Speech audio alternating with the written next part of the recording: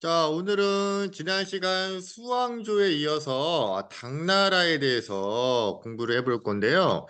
당나라 같은 경우에는 중국에 수많은 왕조들이 있었지만 그 중에서 제일 잘 나가는 월드 클래스급의 월클 국가였다라고 해도 과언이 아닐 정도로 아주 거대한 제국을 만든 그런 대단한 나라다라는 것을 먼저 깔고 들어가 보도록 할게요. 자, 그러다 보니까 당나라는 좀 할 게 많아요. 그래서 한 시간에 하기에는 조금 빡실 것 같아가지고요. 오늘은 첫 번째는 당나라의 정치적인 또 제도적인 내용을 보고요. 다음 시간에 문화 위주로 보려고 해요. 자, 그럼 오늘 먼저 당나라 누가 건국했느냐? 이년이 건국했네. 이년이 아니라 이연이네요. 이연. 그래서 이제 이연이라는 이씨의 나라가 또 들어서네요. 우리 수나라는 양씨였는데 이제는 이씨가 되네요. 그래서 이제 이연이 이제 황제가 되고요. 황제의 묘호는 고조가 되겠네요. 고조. 자, 근데 이제 고조가 당나라를 어디에다가 수도를 삼고 건국했느냐? 바로 장안이라는 데에다가 건국을 했네요. 장안. 우리 지금도요, 어떤 이슈가 되는, 화제가 되는 일이다. 그러면 어디의 화제라고 이야기해요? 장안의 화제다라고 이야기하잖아요. 바로 그 장안이 이 장안일까요? 맞아요. 이 장안이에요. 그러니까 당나라의 수도였던 장안에서 화제가 된다는 얘기는 전 세계적인 화제가 된다는 얘기예요. 뭐 지금은 인터넷이 발달하고 해서 그럴 수 있지라고 생각할 수 있는데 이때 당시에도 장안에서부터 비단길이라든지 수많은 길들이 막 유럽까지 이어져 갔기 때문에 이런 말이 이때 당시에도 통했다라고 볼 수 있어요. 자, 그러면 어쨌거나 장안에서 이연이 당나라를 건국했는데, 자, 이 당나라를 가장 최대 규모로 전성기를 이끌었던 그 황제가 좀 더 중요하겠죠. 그 황제가 바로 누구냐? 당태종이에요. 태종. 당태종. 자, 이 당태종 시기에 어마어마한 대제국을 건설했는데요. 자, 어느 정도의 영토를 확보했는지 교과서 65페이지를 한번 보고 가실게요. 자, 여기 보시면 여기 당나라 이렇게 있잖아요. 장안이 어디야? 여기가 바로 장안이 되겠네요. 자, 여기 장안이 이렇게 딱 있어요. 장안이. 자, 근데 원래 이연이 장안의 당나라를 수립할 때 당시만 해도 요 정도 됐는데, 자, 이게 어떻게 더 영토가 확장됐니? 이렇게 저 중앙아시아까지 여기까지 전부 다 당나라가 되는 거예요. 자, 근데 그 위에 어떤 민족이 있었대? 돌궐이라는 민족이 있었네. 돌대가리인가요? 돌걸족들, 동돌걸, 서돌걸 이렇게 있는데 처음에는 동돌걸이랑 손을 잡고 당을 건국했는데 아, 가차없이 배신을 때리고 동돌걸과 서돌걸 모조리 다 이 돌걸 애들을 박살이 내고 이 당나라가 이렇게 거대한 제국을 이뤄낼 수 있었던 거예요. 자, 어느 왕 때? 당나라 태종 때. 그러면 돌걸이라는 한자어는요, 나중에 얘네들이 이제 쫓겨가지고 유럽으로 가거든. 그래서 유럽으로 가서 얘네들이 이제 이름이 어떻게 불려지냐면 투르크라고 불려져. 투르크. 투르크가 나중에 터키 들어봤죠? 지금 터키라는 나라가 있잖아. 걔네가 바로 그 시발점이 이 돌궐이에요. 여기 살던 분들이 유럽으로 쫓겨간 거예요. 터키. 뭐 지금은 터키라고 하지 않고 튀르키예라고 하는데 왜냐면 터키라는 발음은 또 영어식 발음이라 자기네는 튀르키예라고 하는데 왜 우리를 터키라고 해요? 그래서 이제 지금 튀르키예라고 했는데 그 튀르키예의 시발점이 뭐다? 돌궐이다. 그 돌궐을 누가 쫓아냈다? 당나라 태종이. 그래서 당나라가 이렇게 잘 나가게 된 거예요. 특히 특히 중요한 거는 여기 인제 장안에서 시작된 여기 비단길이 이렇게 있을 거 아니에요. 여기를 인제 당나라가 다 쳐먹었다. 응? 당나라가 결국은 비단길 쳐먹고 돌고 쫓아내고 이렇게 거대한 제국을 만들었다라는 것까지 잠깐 봤고요. 자, 그러면 다시 오면 또 갑자기 멸망이네. 자, 멸망. 갑자기 무슨 난이 일어나 가지고요. 반란이 일어났다는 얘기야, 반란이. 어? 자, 어떤 반란이 일어났느냐. 자, 어떤 두 명이 반란을 일으켜 가지고요. 그 두 명의 앞 글자를 써 가지고 뭐라고 하냐면 안사의 난, 안사. 자, 안사라고 적으시면 돼요. 근데 이제 이 안사라는 말은 앞 글자이기 때문에 본명을 다 적어주면 적어줄게요. 잠깐만요. 이거 화살표가 이상하게 되니. 이렇게 안사의 난. 안씨는 누구냐면 안력산이에요. 그다음에 사는 사사명이에요. 자, 어? 두 명이 반란 일으킨 거야. 안력산이 먼저 일으켰고 안력산이 뒤지고 나서 사사명이 또 일으킨 거예요. 자, 그러면 이 안력산과 사사명의 난. 왜 이런 또 반란이 당나라 한참 잘 나가던 당나라가 왜 이 반란이 일어나서 한순간에 폭망을 하게 되었느냐.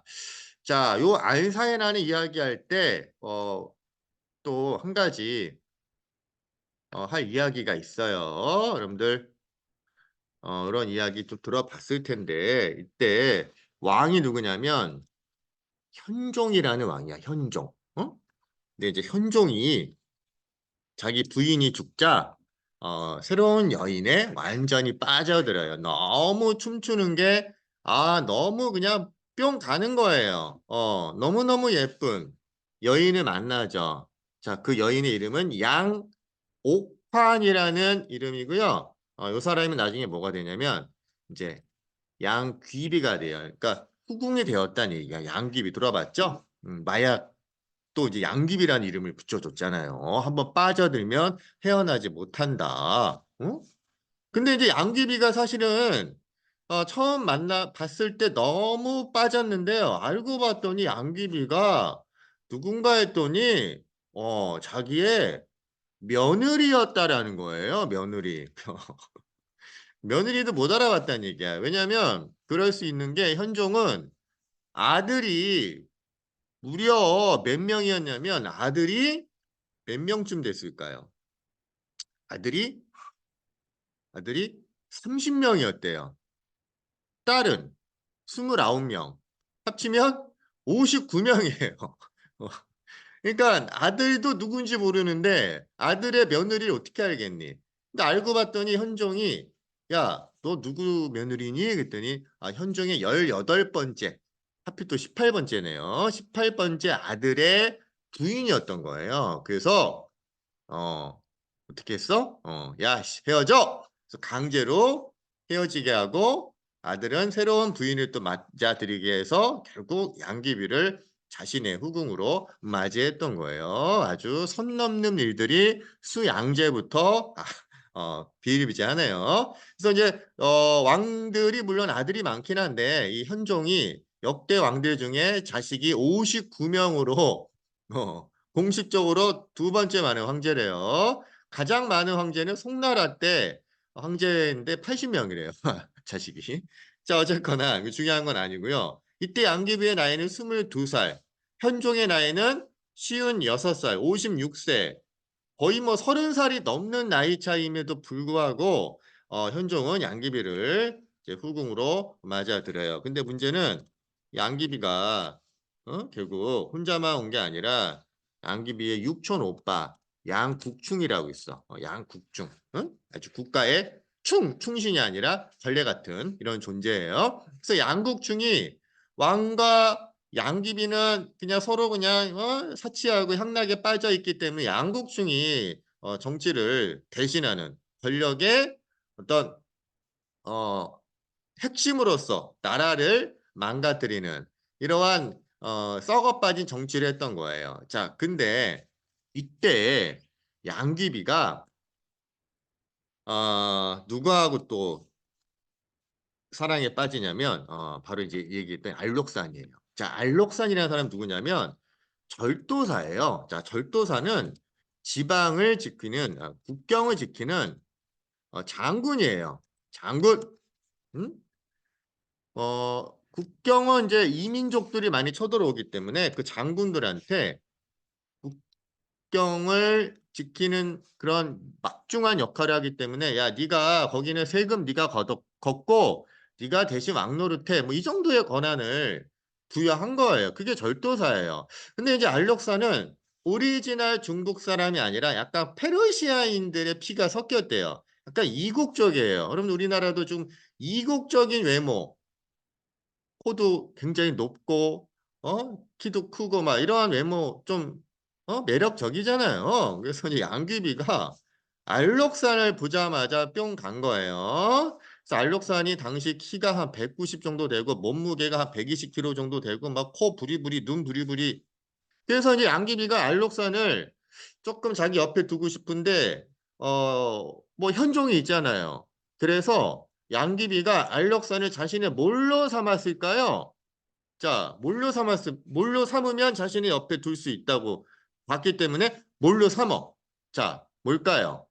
바로 아들로 삼아요. 양아들. 자기보다 나이도 훨씬 많은데 아들로 삼고요. 아들을 처음에 이렇게 원래는 아들이 태어나면 1년 딱 되면 우리 돌잔치 하는데 얘네들은 1년 되는 애 목욕을 시켜준대요, 엄마가. 그래서 알록산도 직접 목욕도 시켜주는 뭐 이러한 좀 아주 또 손 넘는 일들이 또 당나라 때 일어난 거예요. 자, 그러면 보세요. 양국충하고 알록산이 서로 간에 양귀비의 신임을 얻는 사람이잖아. 그러니까 어떤 일이 벌어질까요? 둘이 서로 권력 다툼을 하겠죠. 자, 그래서 결국 양국충이 양귀비한테 어, 알록산을 멀리해라. 알록산을 제거하라. 이렇게 요구를 하니까 알록산이 이 얘기 듣고 아주 개빡친 거죠. 그래서 어떻게 했겠니? 반란 일으킨 거예요. 그래서 결국 알록산은 양국충을 죽이고 그리고 결국 현종과 양귀비는 쫓겨나고 쫓겨가는 그 상황에서 또 현종은 양귀비를 죽여요. 본인이 살겠다고. 자, 결국 이렇게 결국 알록산이 양국충 제거하고 양귀비 죽고 새로운 권력자가 됐는데 안타깝게도 알록산은 자신의 아들한테 또 죽임을 당해요. 그래서 알록산의 아들이 권력을 잡으려고 하자 알록산의 부하였던 아까 우리 사사명 있었죠. 사사명. 이 부하였던 사사명이 알록산 부하인데 또 알록산의 아들을 죽여요. 그래서 권력자가 됐는데 또 사사명은 또 자신의 아들한테 또 죽음을 당해요. 자, 계속 죽고 죽이고 죽고 죽이고 이런 일들이 벌어진 거야. 자, 그러다 보니까 알록산과 사사명이 난 이후부터 계속 혼란이 이제 벌어지는 거예요. 응? 그 혼란을 일으켰던 세력은 바로 절도사라는 세력이에요. 절도사. 아까 절도사는 누구였다? 아까 얘기했죠? 지방을 지키는 지방. 특히 이제 국경 주변을 지키는 장군들, 군 사령관들이에요. 응? 그래서 이 절도사들은 그 지역만큼은 야 세금도 나한테 내, 응? 내 말만 들어. 여긴 내가 왕이야. 뭐 이렇게 위세를 부리는 이러한 사람들이 절도사란 말이죠. 그러니까 이들이 결국 절도, 나라를 절도하려고 난리를 치는 거예요. 자, 이렇게 절도사들이 막 수십 명이 일어나가지고 야 내가 이제 나라를 세우겠다. 뭐 이러한 난리를 치니까 결국 농민들이 죽어나는 거죠. 결국 정치가 썩어 빠지면 농민들이 힘들어지게 되겠죠. 그래서 농민들도 못 살겠다. 옛날 한나라 때 황건적이 일어났던 것처럼 당나라 때도 농민 반란이 일어나는데 이때 여러분들 농민의 이름이 되게 재밌네요. 이름이 성이 황씨예요. 이름이 뭘까요? 이름이 소예요. 소. 교과서에는 나와 있어요. 그래서 이제 황소의 난. 황소의 난이 대표적인 농민 반란이에요. 이제 황소가 실제로 실제 황소, 가축 황소라면 좀 당황스럽겠죠. 그래서 당나라는 이거 황소, 당황스럽게도 황소의 난으로 망해요. 근데 이제 황소가 반란을 일으켰고 장안을 황소의 세력이 장악을 하는데 이때 이제 황소 역시도 또 절도사였던 주전충 이름이 또 충이 들어가네요. 벌레 같은. 이 주전충에 의해서 결국 황소가 죽임을 당하고 당나라는 완전히 멸망을 하고 말았다. 그러니까 당나라가 이렇게 보면 안사에 난 이후에 나라가 절도사에 의해서 망가지고 혼란에 빠지지만 그 전까지는 굉장히 잘 나갔던 나라라고 했죠. 자, 그 당나라가 잘 나갈 수 있었던 가장 중요한 이유가 있네요. 자, 그건 뭐냐? 율령이 잘 마련됐기 때문이에요. 이거 너무 중요하다. 뭐가 마련되었다? 율령이 마련되었다. 율령. 자, 그러면 율령이라는 거는 뭘까요? 아주 간단하게 한마디로 정리하면 요거는 법령이라고 보시면 돼요. 법령. 법령. 자, 법이 잘 정비가 되었다는 얘기야. 이 나라는 이렇게 나라를 다스리겠다. 이런 조직을 만들겠다. 죄를 지으면 이렇게 벌을 주겠다. 자, 이런 것들을 너무너무 클래스 있게 잘 마련을 해 놓은 거예요. 그러니까 이런 법전이 너무 잘 만들어 놨기 때문에 다른 나라도 갖다 쓰는 거예요. 선생님도 하다못해 배드민턴을 동호회에서 이제 운동을 하는데요. 배드민턴 동호회에도 그 규정이라는 게 있어요. 근데 이거를 이제 새로 클럽을 만들어서 규정을 좀 내가 만들어야 되겠는데 그 수많은 조항을 내가 다 만들기 좀 어려운 거야. 그래서 어떻게 했을까요? 다른 클럽의 조항을 그대로 본따게 되는 거죠. 자, 워낙 잘 만들어져 있기 때문에. 자, 당나라의 율령이 너무 잘 만들어 놓은 거야. 그래 가지고 나중에 다른 나라들이 이거 갖다 쓰는데 보세요. 여기 이제 바로 이 동아시아 우리나라를 비롯한 한국, 뭐 일본, 베트남 이런 나라들이 당나라 율령을 갖다 쓸 만큼 대단히 정비가 잘 된 법령이다. 자, 그 당나라 율령을 보면요. 일단 중앙의 조직을 삼성육부로 하겠다라는 이러한 조직을 어 만들어요. 자, 우리 그 삼성육부라는 거는요. 우리 교재 17페이지 보면 나와 있어요. 요거 잠깐 보고 가실게요. 자, 우리 교재 보시면 당나라는 율령에다가 이러한 기본 체제, 통치 체제도 정해 놓은 거야. 우리 요렇게 조직을 만들겠다. 음? 자, 이제 황제 밑에 세 개의 성이 있어. 중서성, 문하성은 정책을 수립하고 심의하고 상서성이 이걸 집행하는 거예요. 자, 우리 이제 세금을 한 10%로 정해볼까? 라는 거를 세우고 논의해서 이제 결정을 했어. 그러면 세금을, 자, 여기 보면 이제 여기 재정이 있네. 얘네 호부가 세금을 걷어라. 이런 각 육부가 각각의 역할을 실제로 집행하는 거예요. 그래서 육부는 어디 밑에 있다? 상서성 밑에 있다. 뭐 이런 거예요. 자, 이렇게 기본적인 삼성 육부라는 시스템을, 정치 시스템을 어디에서 처음 만들었다? 당나라에서 만들었다. 라는 거예요. 그다음에 이제 지방은 주와 현으로 나눠 가지고요. 각 주 밑에 현을 각각 이제 구분을 한 다음에 그 지방에 또 지방 관리를 보내서 다스리게 하는 이러한 제도예요. 자, 그러면 결국 이 당나라는 황제가 있긴 하지만 그 밑에 이 신하들도 삼성 육부에서 이런 일들을 실제로 집행하면서 황제의 독주를 좀 막아내는, 견제하는 뭐 이러한 아주 합리적인, 대단히 효율적인 이러한 정치 제도가 삼성 육부 제도였다라는 거예요. 그래서 이걸 또 우리나라 뭐 신라 뭐죠 고려라든지 조선 시대까지도 당나라의 삼성 육부 제도를 모방해서 운영하기도 해요. 자, 그다음 다시 위로 올라갈게요. 또 중요한 거 제도 변화 너무 중요한데요. 여러분 제도가 이제 변화된다고 했잖아. 근데 변화되기 전에 일단 먼저 제도를 알아야 돼요. 자, 일단 당나라는 기본적으로 세 가지 제도를 기본으로 해요. 자, 이거 되게 중요한데. 자, 일단 농민들한테 "땅을 나눠 줄게."라고 하는 거예요. 너무 대박인 거죠. 여러분들 지금 대한민국의 대통령이 "모든 국민들한테 가구당 하나씩 집을 줄게." 대박 사건이잖아요. 자, 이러한 일들이 이때 당시 일어나요. 자, 이걸 뭐라고 하냐면 땅을 똑같이 나눠줄게. 이거 뭐라고요? 균전제라고 하는 거예요. 균전제.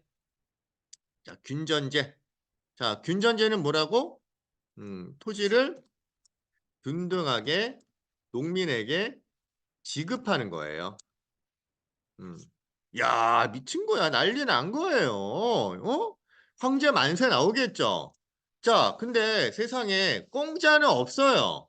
땅을 주고 야 그냥 먹고 알아서 해. 이게 아니라 야 니네 땅 받았니? 자 그러면 나라 지키려면 니네들 군사훈련 좀 해야겠다. 군대 의무 복무를 해야겠다. 라는 지금 우리나라 대한민국의 남자들 군대를 무조건 가는 것처럼 이때 당나라도 부병제라는 거 하는 거예요. 부병제. 자, 그 부병제는 요렇게 정리하면 돼요. 의무 군복무 하는 거예요. 뭐 지금과 같은 거 우리나라처럼. 우리나라는 땅도 안 주는데 군대 가게 하네요. 자, 이때 당나라는 땅을 준 대신에 부병제, 즉 의무적으로 군복무하게 하는 제도예요.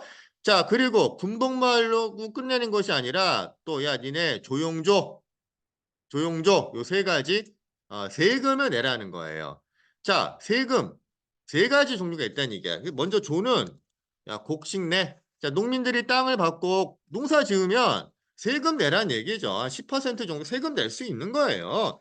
자, 그다음에 용이라는 거는 뭐냐? 용은 야 국가에서 무슨 대규모 공사를 할 때 야 와서 돌 좀 날러, 땅 좀 파. 즉 뭘 내라는 거야? 노동력을 내라는 거예요. 자, 그다음에 야 니네 화폐 대신해서 이때 유통되는 게 있어요. 이게 뭐냐면 직물이에요. 직물. 특히 이제 직물 중에서 비단 같은 거. 요것도 내라는 거예요. 그러니까 공짜는 없는 거예요. 자, 땅을 받는 대신에 결국 농민들은 의무 군복무, 부병제 해야 되고요. 또 농사 짓는 곡식, 또 노동력, 비단, 요거 뭐라고 한다? 조용조라고 하는 거예요. 아니, 땅 받은 건 좋은데, 이 비단까지 내라고요? 막, 막 볼멘 소리하고 뭐라 하니까 당나라 황제가 뭐라고 했겠니? 야, 조용해! 라는 말을 조용조! 라고 이렇게 조용히 하고 줘! 닥치고 줘! 뭐 이딴 식으로 생각하면 될 것 같아요. 근데 어쨌거나 뭐 이런 식으로 했다면 당연히 뭐 농민들도 사실 나쁠 건 없어요. 땅을 받았잖아. 자, 근데 문제가 생겨요. 어떤 문제가 생길까요? 균전제가 균전제가 어떻게 되는 거야? 붕괴되는 거예요. 자, 그리고 농민한테 땅을 똑같이 나눠줬는데 이게 붕괴가 돼서 뭐가 증가했다? 장원이 증가했다. 장원. 장원이라는 말은 또 기억해야 돼요. 장. 여기서 장이라는 거는 음, 크다는 얘기예요. 원도 크다는 얘기야. 결국 많은 토지, 대토지 소유자 소유재가 증가했다는 얘기야. 그러니까 힘 있는 사람이 아까 그 절도사 같은 애들이 자기 힘을 이용해서 농민들의 땅을 어떻게 한 거야? 다 뺏어 먹은 거예요. 그래서 얘네들이 땅이 너무 많은 거야. 그러니까 뭐 우리나라로 따지면은 성남시 한 명 하나가 성남시가 누구 한 명 전체의 땅이 돼 버리는 거지. 이 넓은 이 대토지를 뭐라고 하는데 장원이라고 하는 거야. 장원이 증가하는 거야. 즉 균전제가 무너졌다는 얘기죠. 자, 그다음에 부병제. 땅을 이제 뺏긴 농민들은 내가 의무복무할 필요가 없잖아요. 자, 그래서 힘 있는 사람들이 모병제라는 거야. 모병제. 자, 모병. 자, 모병제라는 건 뭐냐? 이것도 중요한 개념 알아두세요. 모병.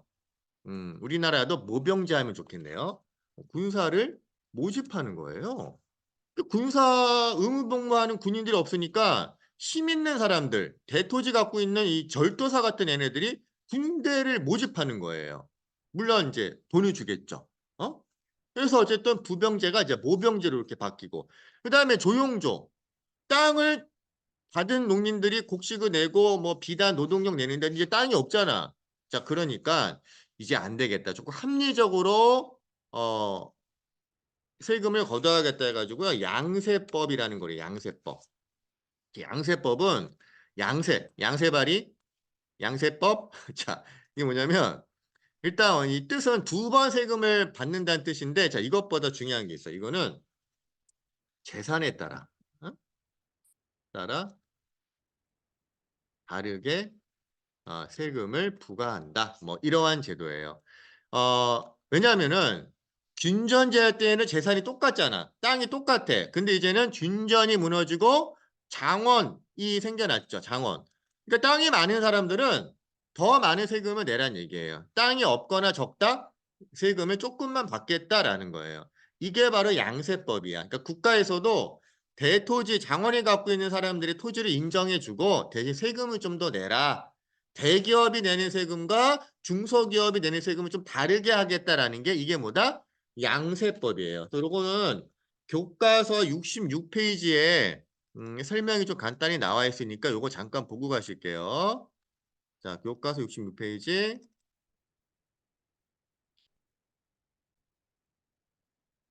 자, 여기 양세법이 있죠? 양세법은 여름과 가을 두 번 걷는다 해서 양세인데 두 번 걷는 것보다는 더 중요한 의미가 무엇에 따라서 기준으로 삼았다? 재산에 따라서. 그러니까 재산이 많으면 많이 받고 적으면 조금 받겠다는 게 양세법이에요. 음. 자, 아까 율령은 그냥 법령이다 이렇게 보시면 되고요. 자, 이렇게 이 제도가 변화됐잖아. 그렇다라면 제일 중요한 것을 하나 마무리하고 마칠게요. 자, 이 제도 변화의 원인을 꼭 기억해야 돼요. 자, 제도 변화가 된 시발점. 가장 큰 사건이 바로 어떤 사건일까? 안사에 난 이후에 이러한 변화가 시작되었다. 음. 안사에 난 이후에 알록산과 사사명이 나니 이 절도사들이 난 이후에 절도사들이 많은 땅을 갖게 되면서 균전제 붕괴, 두병제 붕괴, 조용조 붕괴 결국 이것이 장원의 증가, 모병제, 양세법으로 변화될 수밖에 없었던 거예요. 자, 결국 이렇게 나라가 힘 있는 사람에 의해서만 땅을 갖고 권력을 갖다 보니 결국 당나라가 결국 그 월드 클래스의 당나라마저도 멸망하게 되었다라는 것까지 일단 오늘 당나라의 건국부터 멸망까지의 관련된 내용도 살펴봤고요. 그다음에 당나라의 문화는 우리 다음 시간에 또 정리해 보도록 할게요. 오케이. 오늘은 여기까지 끝.